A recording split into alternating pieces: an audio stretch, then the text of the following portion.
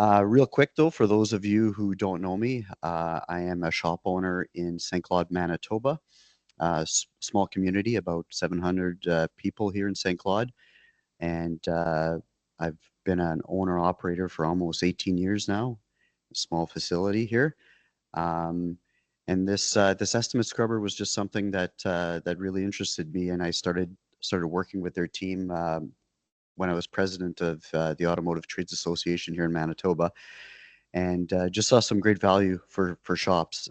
Where I've been at the table with negotiations with the insurance company. We're trying to get everything we can from them, um, but in the day to day, we also leave a lot on the table, and that's where I take a lot of interest in finding ways to integrate systems and programs into people's workflow so that they can capture everything that is rightfully theirs. So I think the message is the same from every shop I've talked to. We just want to get paid for the work that we're doing. So that's where Estimate Scrubber comes in, not only as something for your season estimators that just get interrupted a lot during the day, but also for your junior estimators that you may want to just have a second set of eyes on their estimates to make sure they're capturing everything. So yeah, I'll get going and I will share my screen with you here.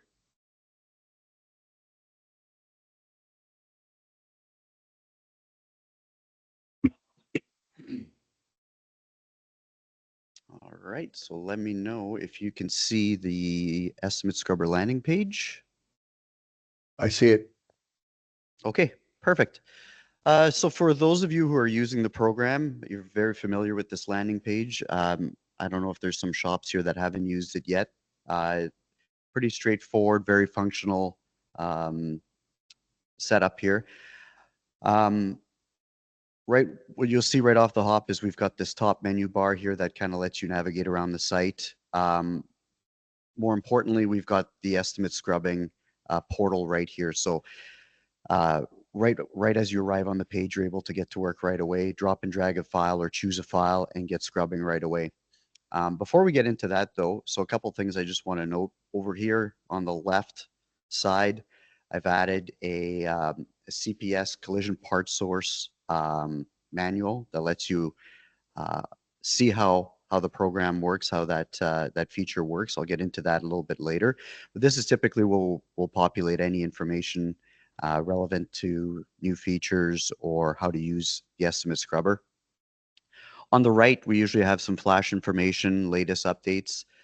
So here we've got a link to a video that walks you through the collision parts source service, as well as a link to VMR, which Tom had asked us to put on here. Which stuff like that, we can completely customize it to whatever you may want here on this page. So we're in constant communication with Tom. So if he finds something that is relevant and important for shops to have quick access to, we can link it down here. For the Saskatchewan page, I have this kind of work in progress down here, which is not something that I have on the other pages. Um, for those of you who use the product a lot, last year we started kind of a bigger undertaking and revamping some of the messages and some of the warnings that were coming up. And as we were working through that, I was kind of keeping a log at what was getting done, just so users knew what was coming down the pipe. Admittedly, we've had to take a pause from upgrades as we were bringing in the collision part source. But I'm happy to report that we're going to be back working on some of these fixes and recommendations from our users. So for those of you who have provided some feedback, we truly appreciate that. That's the way we operate. We're very hands-on. So you see something that's not right, or you see a message that would be beneficial for shops, all you need to do is let us know, and that is something that we can integrate into the product. So I'll get cracking here on the down in these estimating tools. So we have the used car values again from VMR. We have the crown and the feather prime and block grid calculators here. So this was something that was integrated a while back. We did review the data coming out of here a little while ago just to make sure it was accurate, and it was accurate. So we compared it to the grid in the SGI manual, and everything was working perfectly as it should. So very easy to use. A couple of inputs to let the website know what it is that you're the extent of the damage, and then it'll calculate a repair time for you. Same with the feather prime and block. Saskatchewan's got a very unique model when it comes to calculating that, where you actually need to input measurements. So this calculator will quickly give you some of those numbers right from here. Back on the landing page, I'll just drag and drop an estimate to scrub. So for those of you, I don't know if everybody uses Chrome as their browser, but typically the setup that we see is on a two-screen setup is an estimator will have Mitchell Connect open on the right side. He'll write, he or she will write their estimate, save the PDF, and when you save the PDF, the nice part about Chrome is it populates right up here in this recent download history. So the nice part is all you need to do is drag and drop this into here, wait for it to turn green, and then scrub the estimate. So depending on the speed of your connection, the estimate usually populates pretty quickly. So the estimate that I populated today is a Manitoba estimate, so it's going to trigger a bunch of warnings just to kind of show you the type of things that are coming up. So we've got everything from rate calculations, so improper rate will be flagged up here.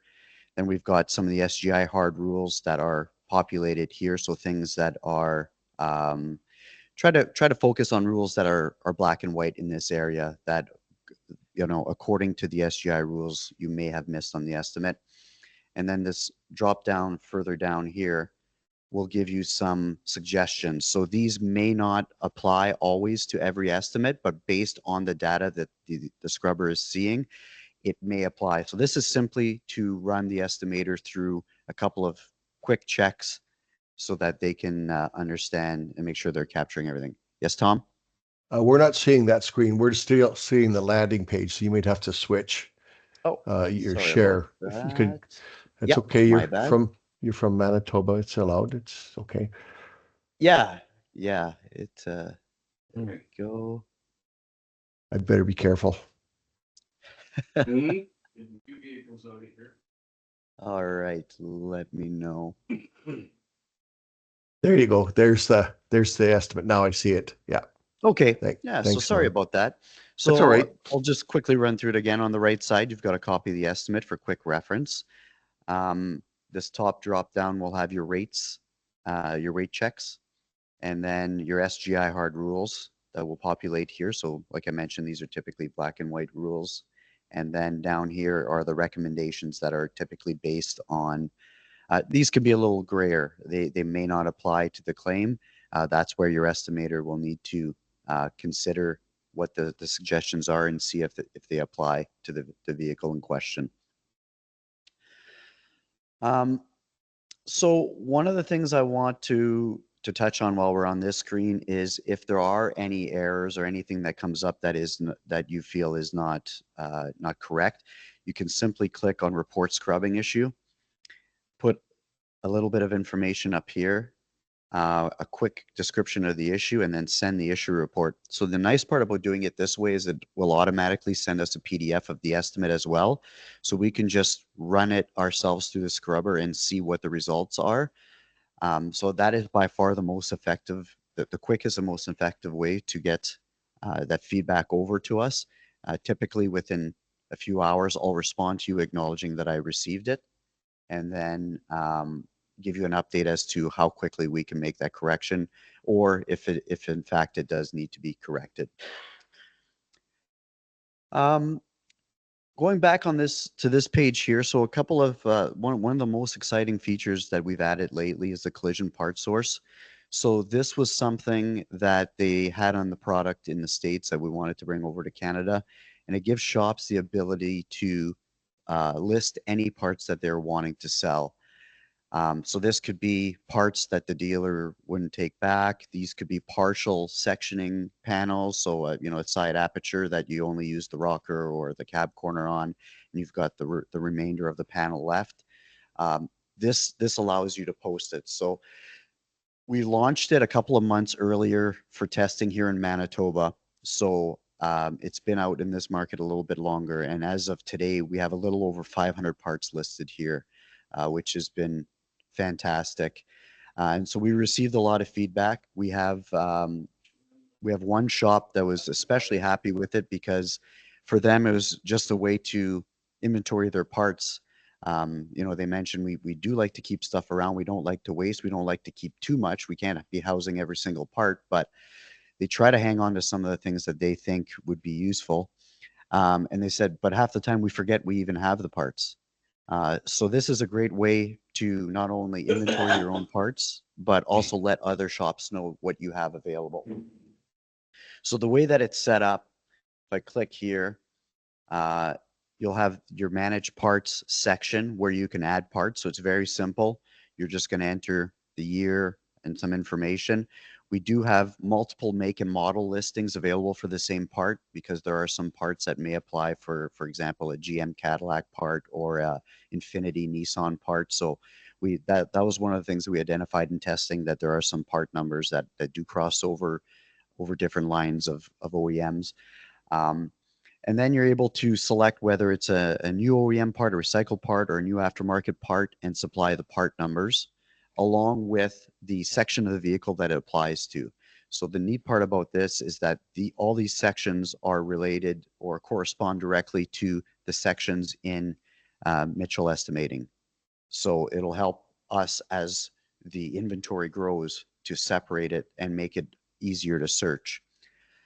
Um, so speaking of searching, there's a couple of ways that you can search, but I think the nicest way is to simply have it populate when you scrub an estimate. So I did one here earlier where I added a test part and then I scrubbed a vehicle that I had here in my estimating system that had a part. So aside from the two drop downs that I showed you earlier that are up here, we also have this third drop down that only appears when there are parts available for this vehicle. So the way that we do it at first is that we populate as the inventory it starts to accumulate. We will simply list every part that's available for that vehicle, just in case you run into a situation where you're supplementing and you may not know that you need a part at this point. Um, but this will simply flag you and tell you that there is a part available for this vehicle. It'll tell you what the part is. It'll tell you who has it. And if you're wanting to contact that seller, all you do is select the part because there may be multiple parts listed. And you would just click on this button here. And then a pre-populated email is sent to the person who listed that part, simply telling them that you're interested in the part. And then that interaction continues over email. So we weren't looking to hijack, every single parts transaction. We don't charge anything for this feature. So we felt it was important to start the interaction, connect shops, and let them know that the parts are available. But from there, just have them continue that interaction over email, whether it's discussing the pricing, the shipping, and everything that is associated with it. That interaction can just continue on through your email. So there is the option to just see it here, which is the quickest way to see it. But you can also, if you would like, search parts. So here you would simply come into this menu, select what you're looking for, pick the part, or you can just simply list the vehicle, the make and the model, and search the parts, and it'll show you what's available. Go ahead, Tom. So just so I'm clear on it, when I'm working in a job, if I check that bottom third item, it'll tell me what parts are available. It Mhm. won't notify me otherwise unless I look. Is that correct? Correct. Yeah. So Okay. that third drop down, so I'll go back to the first estimate I scrubbed. Only two drop downs appeared here with warnings. Right. If I go to the to this one here, when there is a part available, this third drop down appears, and then when you click on it, you then see that there's parts available. Perfect. So Now, the other question I had on that is that because you're working with Manitoba and British Columbia, are parts shared across all three provinces or just within our province? right now it's shared just within the province. We Mhm. can easily connect or maybe even have that search expandable if shops are interested in that. But for the moment, we do have it localized to the province. Okay. Yeah. And the other thing too is I should point out on this page, if this was a part that you had, that the shop had in stock, it would, the listing would be very similar, but it would just simply say in stock with a check mark. And then that way the shop would know that it is a part that they have.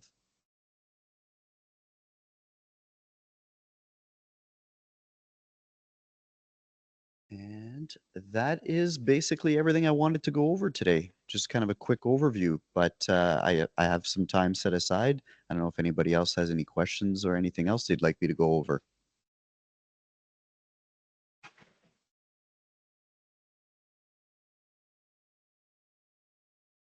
You want everybody speak at once, right, Norm?